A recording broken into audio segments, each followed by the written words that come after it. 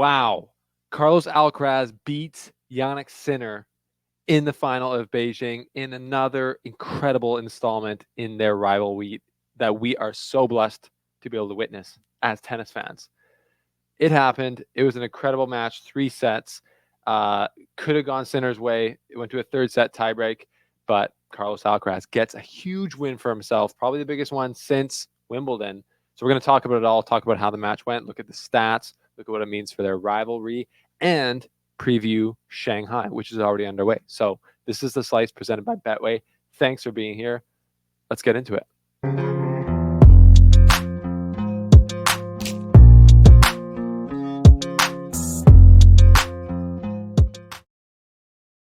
I mean, what do you even say about these guys at this point?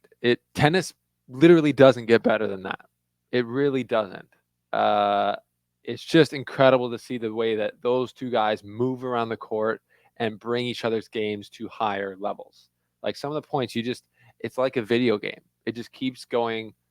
I don't know. Do you guys ever have a dream where you're like doing something and maybe you're in like battle and you can't do the thing that, like, or you're in a sport and you can't like get the ball past the guy. Somehow he always retrieves it and always gets it back. That's kind of what I feel like it is for both of these guys when they're playing. Like the ball always comes back. The guy can always get to it. They're both so good at moving around the court.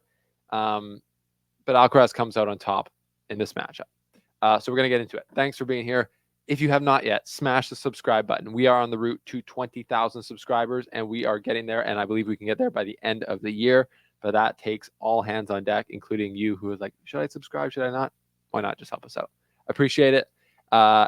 We've already broken down Shanghai, which we will at the end of the show on the podcast. So if you haven't yet, Spotify, Apple Podcasts, check out the Slice Tennis Podcast with JP Hovey. I have so much fun doing that with him. And that's all you got to know. Shout out to Betway, the presenting sponsor. The Sinner was the odds outright favorite at the semifinal stage to win the tournament, but Alcaraz comes in and upsets him, if you want to call it an upset, because Sinner's the number one player in the world. But I really don't care what the ranking says.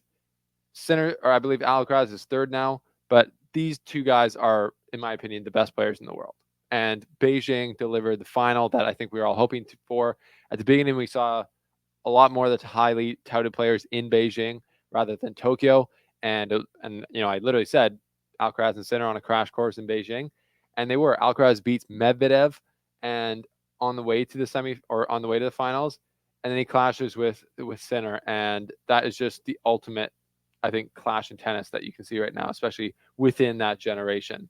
Both guys are just so in form, so confident, and I mean, I guess we knew that Sinner would be, because the storyline for the last year and a bit is he's the best player in the world on hard court, and it's been pretty clear. He won the Australian Open, he won the US Open, and coming into this match, I was just thinking about it. Alcaraz hadn't really had a good win for him since Wimbledon. Beating Djokovic in the final easily was obviously a very good win, but then he had the really tough loss in at the Olympics, which kind of gutted him a little bit. And then he lost and smashed a racket in Cincinnati.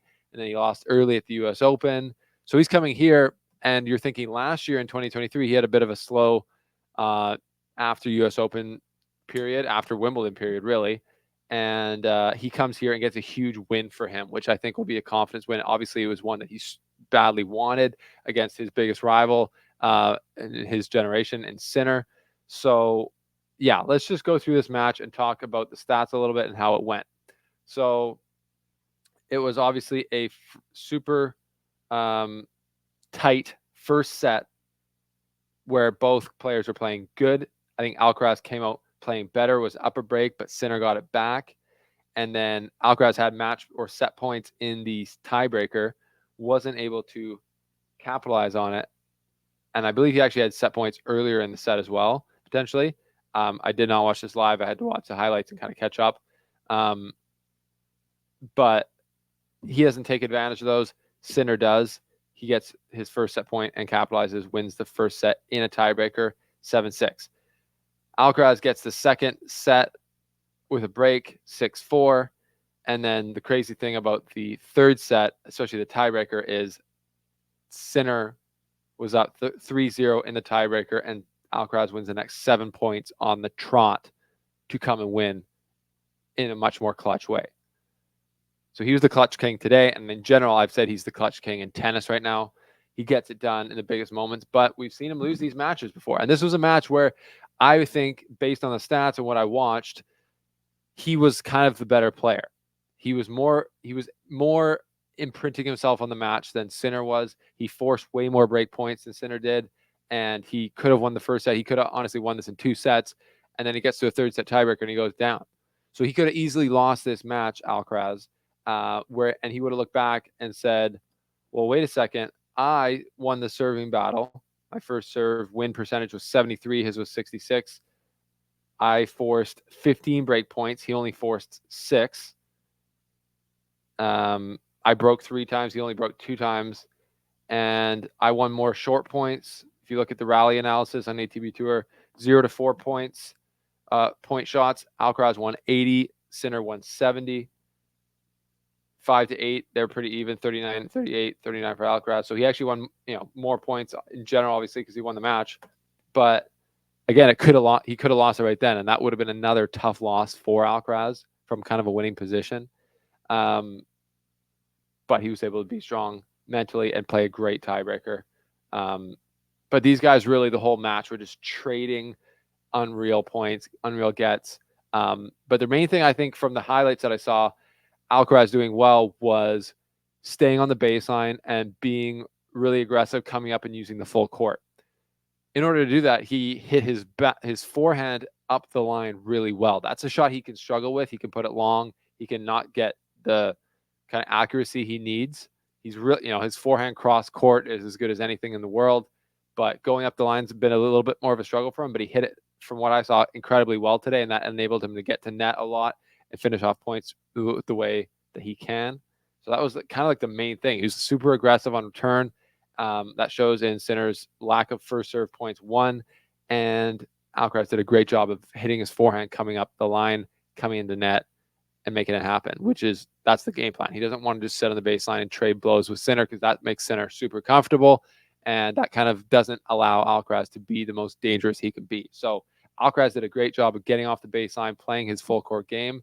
And Sinner kind of didn't really have quite enough to hang with him. He felt like, I think Sinner was on the back foot, getting, pressure on his serve a lot more than Alcaraz was. So Alcaraz really did well in that areas of the match, and that produced. But again, he could have still lost this match after doing all of that, because it came down to a third set tiebreaker, and that's just how close it is. So Sinner, tough one for Sinner. But really, that is, one of his only matches of the year that he's lost on hard court. I believe his 3rd match that he's lost on hard court, which is crazy. And yeah, and I'm now just looking at their head-to-head. Their head-to-head is now 6-4 for Alcaraz, and he's won their last 3 matches. All the matches in 2024, he's won. He won here in Beijing. He won in Roland Garros in 5 sets, and he won in Indian Wells in 3 sets. So he's won 2 hard court matches against Sinner this year, which is crazy. And Sinner last year, they played in Beijing in the semifinals, and Sinner won that one in straight sets. And then Sinner won in Miami previous to that. So that was hard court. So 4 of the last 5 matches have been on hard courts, and they're 2-2 on the hard court in the last 5 matches. But then you go, if you go 4 of the last 5 of the last 6 matches have been on hard court.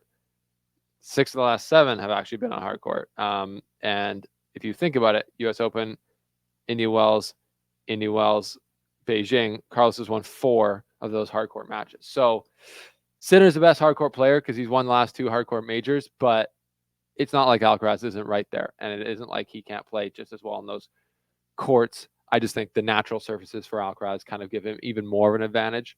But yeah, I think it's a little bit of a statement win there for Alcaraz on the Beijing hard court over Sinner. It is just an ATP 500, so let me know what you think about this match means. Sinner did have the distraction of WADA appealing his doping ban case, and they're going to be going through that, so he had that extra stressor. But in this match, it was super tight. It just went the way of Alcaraz because he found his clutch gear when he needed it most in the 3rd set. So that was incredible. What a match. Thank you guys to Sinner. Thank you, Sinner and Alcaraz, for producing that for us. Okay, let's take a look at the Rolex Shanghai Masters draw. We do it, like I said, we did already go over it on the podcast, but here we are. The big story with the draw is Sinner is on the top. Medvedev is in his quarter, which is just a crazy amount that has happened. Alcaraz is also on the top in the second quarter, so they could play in the semifinals with Rude. So Djokovic is on the bottom with Zverev, and that's happened an insane amount of times this year.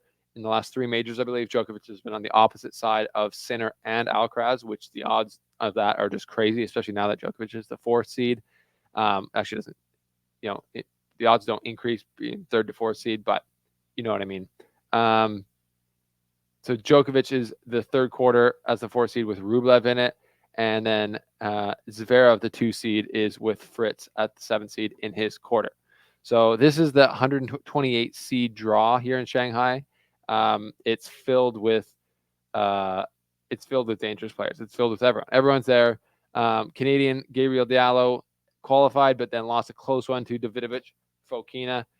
Hate to see that for our guy. But the tournament's underway, like I said. So let's just take a quick look. So Sinner will play Taro Daniel first, and then he could play Echeverry, or Feast, or Shelton, or Tsitsipas, or Medvedev in the quarterfinals. So that's a tough draw, I think, for Sinner. Alcaraz will play Jerry Shang or Jun Chang Shang in the next round in his first match, and then he'll play Nikos Jari. But will he? Because he just got I'm pretty sure he just got accused of banning, so he might be not able to play. We'll see how that pans out. But Casper Ruud's in that corner, Tommy Paul, Hugo Humbert. So that's a tough quarter for him, but I think Sinner's is a little bit worse. The Djokovic quarter, Djokovic could play Mickelson or Bu, who got a Yun Cheokete Bu, who just made the semifinals in Beijing, obviously from China, just got a special entry, very deservedly so. I think he's getting okay, so he'll play Mickelson.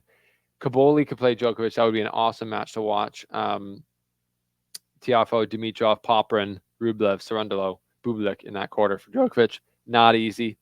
Fritz with Nakashima, Lehechka, Rune, Musetti, Hachinov, and Thompson and Zverev. So opportunity in that bottom corner, I think. It'll be interesting to see how Djokovic plays. His first match since the U.S. Open, and it's going to be a good tournament. Shanghai, we will keep you posted on it as we get through the tournament. But yeah, looking back to Sinner Alcaraz, just incredible. What did you guys think about that match? Leave your thoughts below. What do you think about the Shanghai draw? Leave your thoughts below as well. Thanks for being here. That's the slice on the Beijing final and on the Shanghai draw. We'll see you next time here